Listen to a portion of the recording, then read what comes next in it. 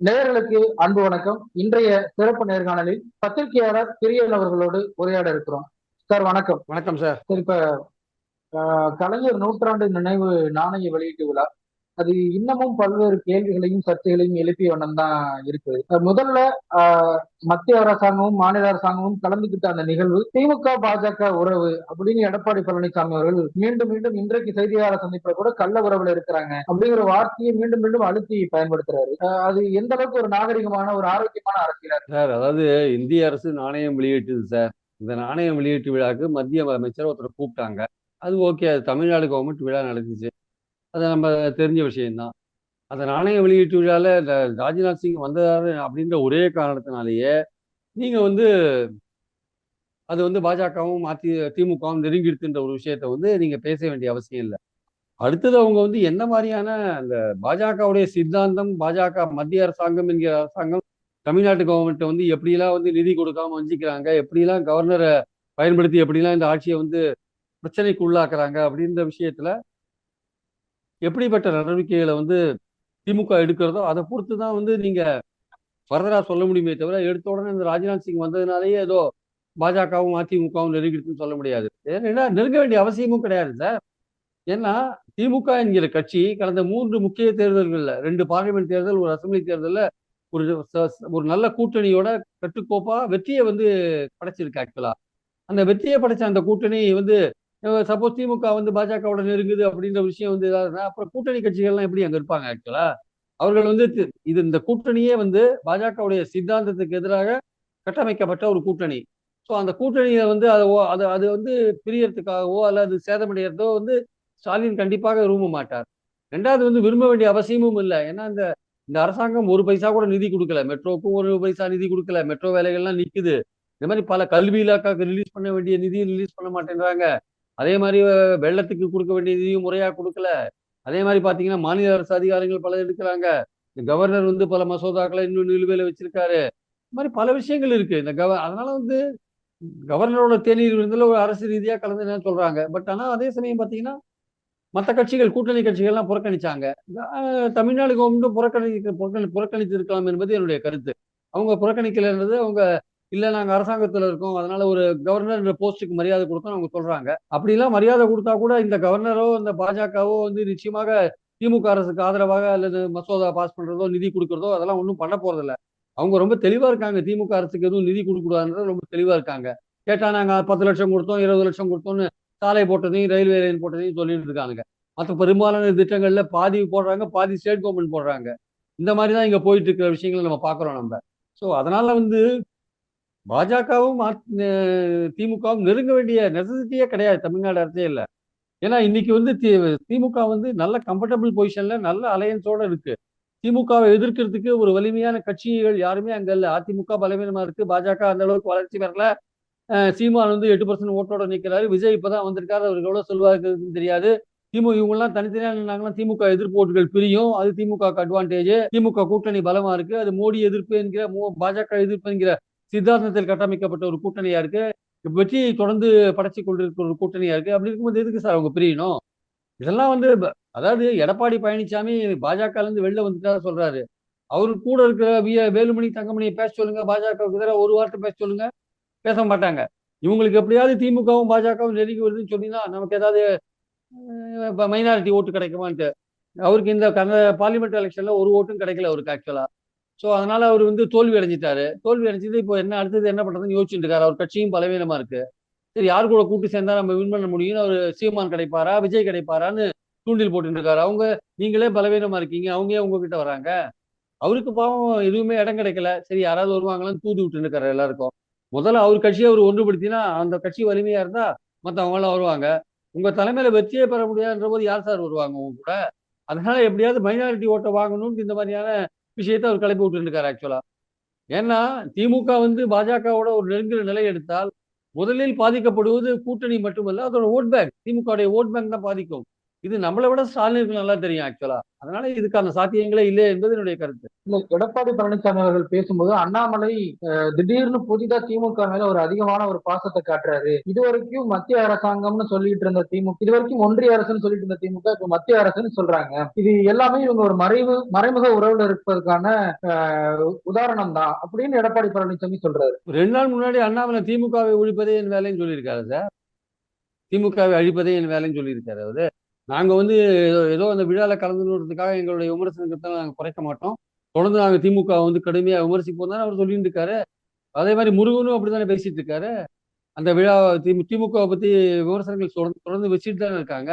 அண்ணாமலையும் வைக்கிறாரு, முருகனும் வைக்கிறாரு. தமிழ்நாடு பாஜகல பல பேர் விமர்சனங்கள் வச்சுட்டு தானே இருக்காங்க. அதனால வந்து நான் ஏற்கனவே சொன்ன மாதிரிதான், பாஜகவோட திமுக நெருங்கிட்டுனா திமுகவுக்கு பெரிய இழப்பு ஏற்படும். அது வந்து ஸ்டாலின் வந்து அவ்வளவு சீக்கிரம் அதை விரும்ப மாட்டார் என்பது என்னுடைய கருத்து. ஒருவேளை வந்து மத்திய அரசு வந்து நமக்கு ஏதாவது நிதி கொடுப்பாங்க போன்ற விஷயங்கள் இருக்கிறதுனால ஏதோ ராஜ்நாத் சிங் போன்றவங்களை கூப்பிடலாம், இந்த கவர்னரோட தேநீர் விருதுல கலந்துக்கலாம் நினைச்சிருக்கலாம் ஒருவேளை. ஆனா அது ஒன்றும் பெரிய அளவுக்கு உதவி செய்யாது. மத்திய அரசு ஒன்றும் நிதியும் ரிலீஸ் பண்ணாது, இந்த கவர்னரும் திருந்த மாட்டார் என்பது என்னுடைய கருத்து. இப்ப எடப்பாடி பழனிசாமி அவர்கள் பேசும்போது நாங்க தான் உண்மையா பாஜகவை எதிர்க்கிறோம் அப்படின்னு பகிரங்கமா துணிச்சலா பேசுறாரு. பாஜக எதிர்ப்புனா அதிமுக தான், திமுக கிடையாது அப்படின்னு தன் பக்கம் பாஜக எதிர்ப்பு வாக்குகளை திசை திருப்பதற்கான வேலைகள் ஈடுபடுறாருன்னு நினைக்கிறீங்களா? இவர் யாரும் நம்பவே மாட்டாங்க. பாஜக பேக்கெட்ல இருந்து பேசிட்டு இருக்காரு அவரு. பாஜகவோட பேக்கெட்ல தான் இருக்காரு அவர். அதுல இருந்து பேசிட்டு இருக்காரு. லேட்டரல் என்ட்ரின்னு இப்போ ஒரு ஸ்கீம் கொண்டு வந்தாங்க. அதை எடுத்து ஏதாவது பேசினார் அவரு. அந்த ஸ்கீம் இப்போ கவர்மெண்ட் வித்ட்ரா பண்ணிட்டாங்க. செக்யூலர் சிவில் கோடுனாரு பிரைம் மினிஸ்டர். அதை பத்தி ஏதாவது பேசினாரா எடப்பாடி? எனக்கு தெரிஞ்சு எதுவும் பேசின மாதிரி தெரியல. அதனால பாஜகவுடைய கொள்கைகள் திட்டங்கள்லாம் பத்தி ஏதாவது விமர்சனம் பண்றாரா? அது அது பண்ணினாதான் வந்து அவர் வந்து பாஜக விட்டு உண்மையாக பிரிஞ்சு வந்தார் தெரியும். ஆனா வந்து ரொம்ப அடக்கி வாசிக்கிறார். அண்ணாமலையை தாக்குற அளவுக்கு நீங்க மோடி அமித்ஷாவை தாக்க மாட்டேன்றீங்க, மத்திய அரசை தாக்க மாட்டேன்றீங்களே, ஏன்? என்ன காரணம்? அண்ணாமலைக்கு உங்களுக்கு ஏதோ பிரச்சனை, அதனால நீங்க தாக்கிட்டு இருக்கீங்க 2 பேரும் ஒருத்தருக்கு ஒருத்தர். மத்திய பாஜக அரசை நீங்க தாக்குறீங்களா? செக்யூலர் சிவில் கோடு முக்கியமான விஷயம். அதை நீங்க ஒன் நேஷன் ஒன் எலெக்ஷன், உங்க கருத்து என்ன? மாறி மாறி சொல்றீங்க. இப்போ உங்க கருத்து என்ன? பல விஷயங்கள் இது மாதிரி இருக்கு. யூனிவர்சல் யூனிவர்சல் சிவில் கோடு என்ற விஷயத்த செக்யூலர் சிவில் கோடுன்னு மாத்தி கொண்டு பாக்குறாங்க. அதை பத்தி உங்க கருத்து என்ன? இதெல்லாம் வந்து நீங்க சொல்ல வேண்டாமா? அதனால வந்து இந்த அரசாங்கத்தை வந்து நீங்க வந்து மத்திய அரசாங்கத்தை விமர்சிக்காத திமுகவை பத்தி நீங்க நெருங்கிடுத்துன்னு சொன்னீங்கன்னா உங்களை வந்து அவங்க மக்கள் மைனாரிட்டி வந்து உங்களை நம்ப மாட்டாங்க ஆக்சுவலா. ஏன்னா வந்து திமுகவை வந்து ஏன் நம்புறாங்கன்னா, திமுக கூட்டணியில காங்கிரஸும் இருக்கு. காங்கிரஸ் விடுதலை சிறுத்தைகள் போன்ற கட்சிகள் திமுக கூட்டணியில் இருக்கிறதையும் மைனாரிட்டிகள் வந்து அந்த கூட்டணியை தான் நம்புவாங்க. உங்களை யாரும் நம்ப மாட்டாங்க. சரி, இப்ப அண்ணாமலை அவர்கள் எடப்பாடி பழனிசாமியை கிணத்து தவளை, அரசியல் முதிர்ச்சி இல்லாம பேசுறாரு, இந்த மாதிரியான வார்த்தைகள்லாம் வைக்கிறாங்க.